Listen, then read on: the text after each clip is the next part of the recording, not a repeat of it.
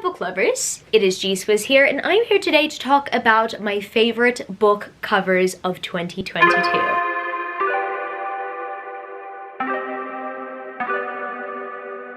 This is a 7 on Sunday topic, and I am the host of 7 on Sunday. I will link the Goodreads page down in the description where you can check it out and you can participate in a topic in the future, or you can suggest a topic. And we are continuing on with wrapping up 2022 by doing our end of year list, and this video I always look forward to because I just get to gush about my favorite book covers. I love doing that. I am essentially going to be talking about my book cover preferences, what I prefer, and what my favorite ones out of this year have been. That all being said, all of these book covers are of books that were published this year. None of these are going to be like delayed titles for next year, nor are they going to be like cover reveals from this year. Like, these book covers were probably revealed back in 2021. However, I am just talking about the books that were published this year. I guess without further ado, now that I've established the rules, we can talk about some of my favorite covers of this year. And obviously I say some of them because it's really hard to narrow down. The first book cover I would like to mention on my top favorites of the year though is Tomorrow and Tomorrow and Tomorrow by Gedsavanh.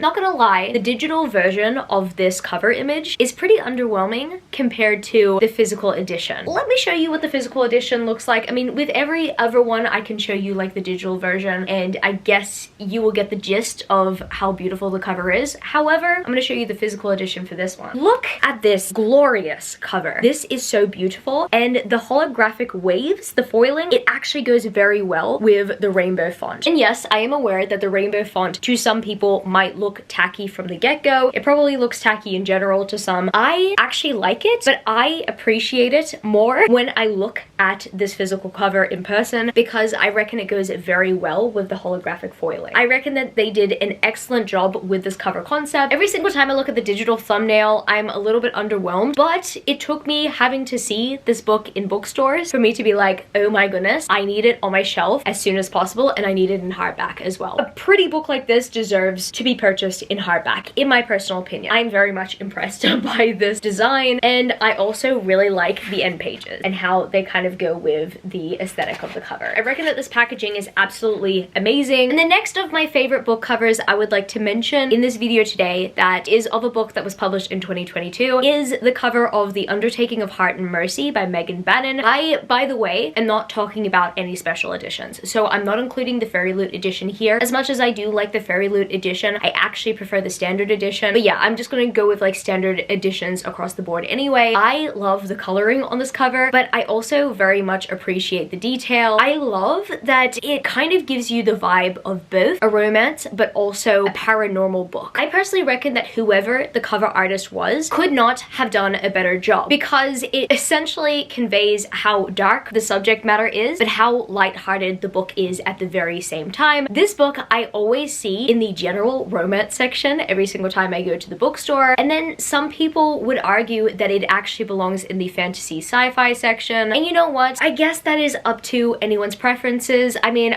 I think that fantasy paranormal romance sections should come back to bookstores, especially when you have hits like this. And look, the niche is becoming more common. I like that this book combines all those elements. This cover also does the same. I appreciate it for that, but also it's just a beautiful cover in general, and it definitely intrigued me from the get-go. And the next book cover that I would like to add to my favorites list for 2022 is Bloodmarked by Tracy Deonn. Now yes, I personally do love the Legendborn cover, but I prefer the Bloodmarked cover, and I think it definitely has to do with the two characters being on it and their stance and just the colors around them, just the art. I love that Bree and Sel are on this cover and they are glowing. I don't know, it might just be me, but I kind of feel like the colors on this specific cover were highlighted a little bit more to kind of give the cover image a glowing effect. I really like that, and I'm happy that the cover concept of the first cover did not go to waste and it had more potential to expand. And this video would definitely not be a favorite book cover video if I did not bring up Daughter of the Moon Goddess UK edition. What I appreciate about this edition is that the art is just beautiful in general, that you can change the coloring to like a good color combination and it would still remain pretty. Harper Voyager ended up doing that with with the hardback and the paperback, and it is absolutely stunning. And I know I missed out on the Fairy Loot Special Edition. I'm not referring to the Fairy Loot Special Edition here. I'm actually referring to the standard original hardback that came out in the UK and in Australia. I personally love the coloring on this original cover so much, and I have to say that it really set a standard, a beauty standard in terms of covers. I don't know, personally I just really love the combination between pink and green and how it was just woven into this beautiful cover. I'm very much impressed by it, and I also have to give an honorary mention to the new paperback that came out. I also really appreciate this color combination. And the next book covers that I will be mentioning are of the same book, just the US and the UK editions of the same book. And it makes me so sad that both of them were used on the same book, because I honestly feel like in this situation with these books that there could have been one universal cover, and then the artist could have reserved their artwork for another book publication in general. I mean, that is just my personal opinion. These covers are too pretty for me to turn down one of them, to the point that yes, I want both of them. Guys, I'm talking about the sequel to Six Crimson Cranes. I'm talking about The Dragon's Promise. I love the UK edition, and this is the one I have because I have the Waterstones edition and I really love the sprayed edges. However, I still have the US edition of Six Crimson Cranes, and I personally want this edition of The Dragon's Promise, which is the US edition. Both of these covers are absolutely beautiful, and it saddens me that I would need to collect like the same books in order to get both cover variants. I think the reason why this makes me sad is because The Dragon's Promise, as much as it's a good book, it wasn't as good as Six Crimson Cranes. This duology is good altogether, but it's not the greatest. It's not my favorite duology altogether. But I personally loved and adored Six Crimson Cranes. That is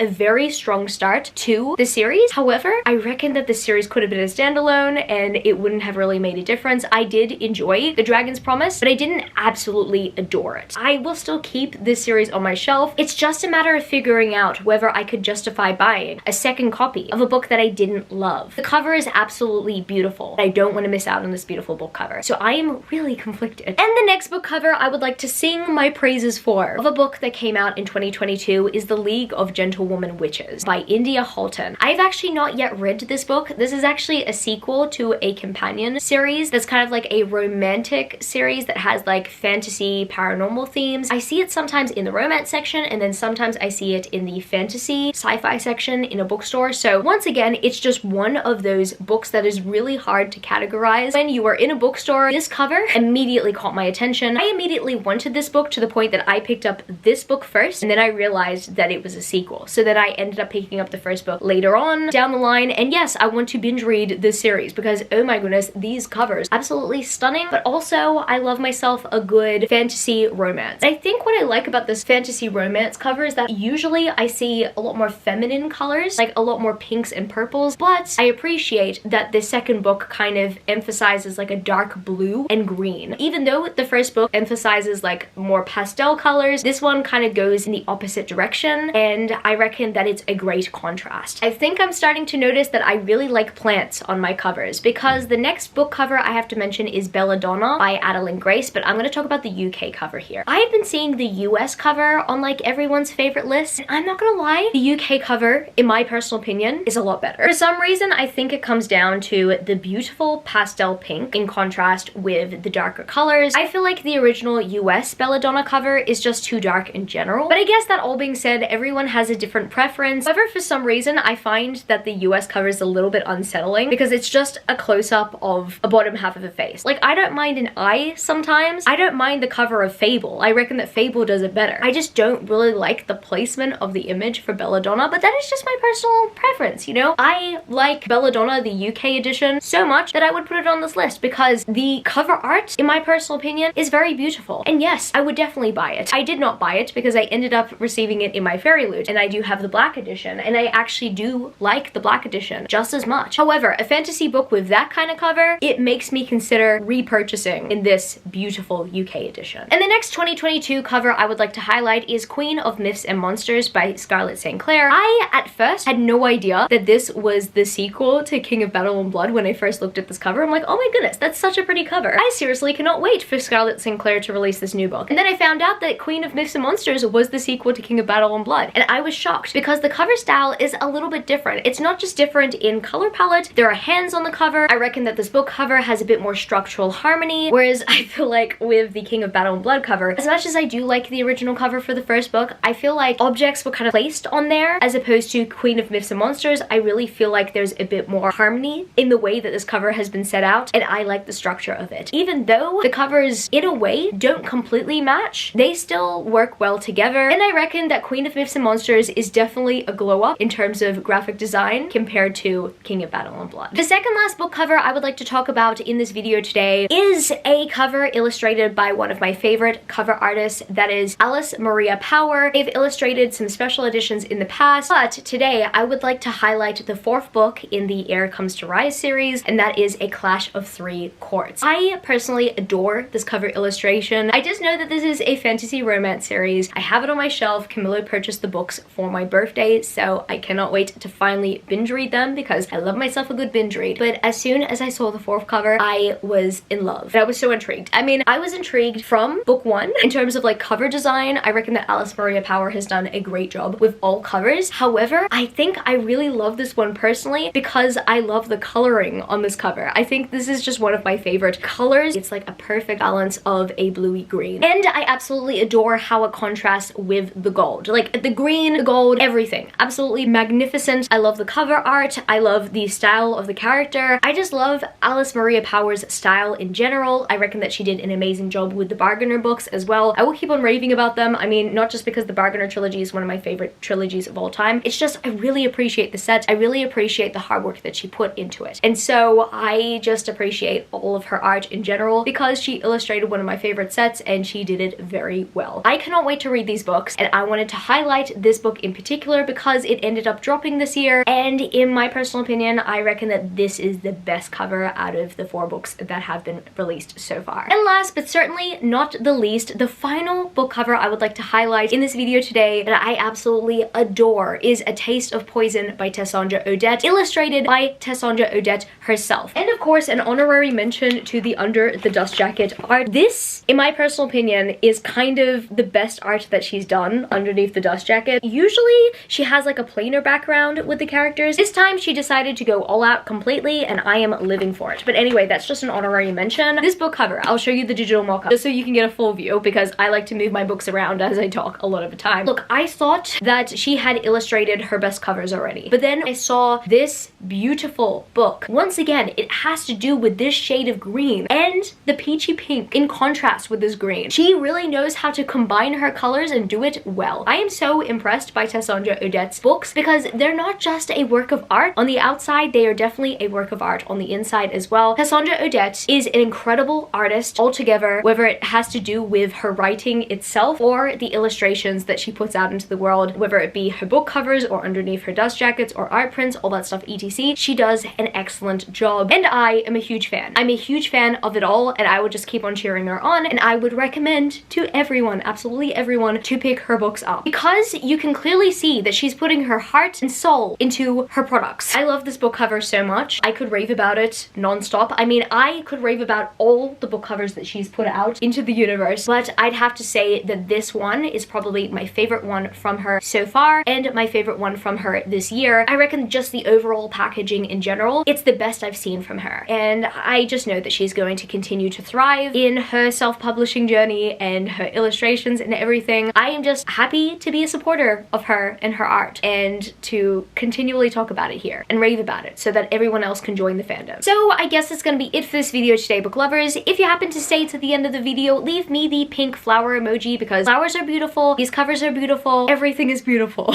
I'm clearly in a good mood after talking about some amazing book covers. And if you happen to enjoy this video, don't forget to give it a thumbs up and subscribe to my channel if you haven't yet already. Join the amazing community of book lovers. And also I have social media, Matt Gswizzlebooks on Twitter and Instagram, and I'm also Goodreads. That's www.goodreads.com/gswizzle. And finally, I'm at TikTok, Matt Gswizzle on TikTok if you want to follow me there for some bookish content. I love you, book lovers, and I will see you later. Peace. Started out with half and I flipped it in a double. Started out with half and I flipped it in a double.